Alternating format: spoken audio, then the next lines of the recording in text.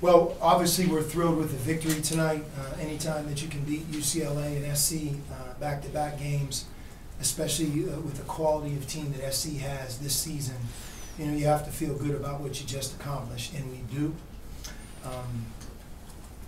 The story of the game lies in really the story of our season, and that is the ability to be really good from start to finish of a game.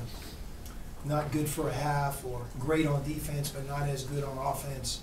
I think all of you have seen that we will have a half from an offensive standpoint that we really do a great job of taking care of the ball, maybe playing a half with 3 turnovers, 6 turnovers. And then you come out in the second half, and for whatever reason, you know, you lose it. You turn it over 10 times or more. We've been the team defensively where maybe in the first half we weren't very good, as evidenced against UCLA in the first half. But in the second half, we raise our level and we find a way to be much better. You know, tonight, and I have to give USC a lot of credit, we know they're a talented team. We know they can score from six different players. You know, they really have 6 starters. And they can get back in the game in a hurry because of how skilled they are.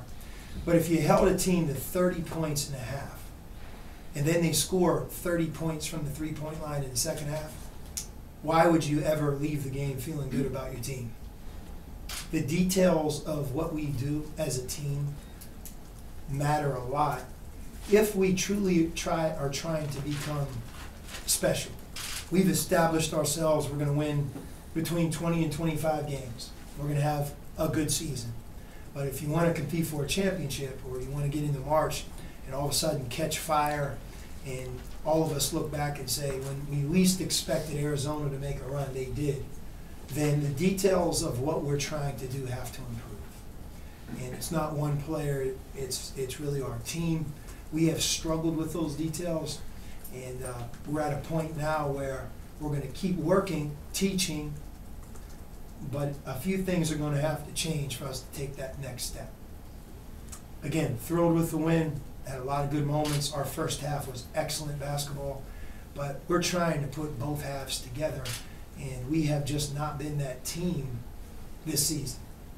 And we have to eventually become that team, because when we get into those elimination moments, you lose, you go home. We're going to go home and we're not going to have a chance to talk about we needed to play better defense in the second half. That was my message to the group, and I'm sure they enjoyed hearing it. And we'll get ready tomorrow and Tuesday and try to be better at those things against Arizona State. When your bigs are playing as well as they did in the first few minutes, first 10 minutes, how good can you guys be? That's when we're at our best, and you also have to ask yourself, why weren't we doing that in the second half? Well, some of it was USC really tried to make that an emphasis of taking that away, but you can only take it away so much. We weren't playing smart, we weren't team-centered the entire time on every possession, because if we were, the ball would have moved like it did in the first half, and you would have seen Ryan, Caleb, and Deuce-on, Mark getting those shots. What our team doesn't completely understand is, you want to know one reason why you're getting open threes? The ball's getting inside. And they're doubling. They're crowding, they're trapping. If you want to know why a guy like Mark Tollefson gets 4 second shots, nobody's there to block him out. The team is rotating because the ball got inside to Caleb and back out. When you quit going in there, then some of the shots you get in the first half aren't there in the second. Having said that, talking on defense, running back fast on defense, matching up, switching when we're supposed to, you know, doing the things that fundamentally we've worked on every single day. We had a lot of breakdowns. Also, USC is very, very athletic, and they killed us on the offensive glass. I mean, there were times where they were getting 2 and 3 shots. You know, that's our strength.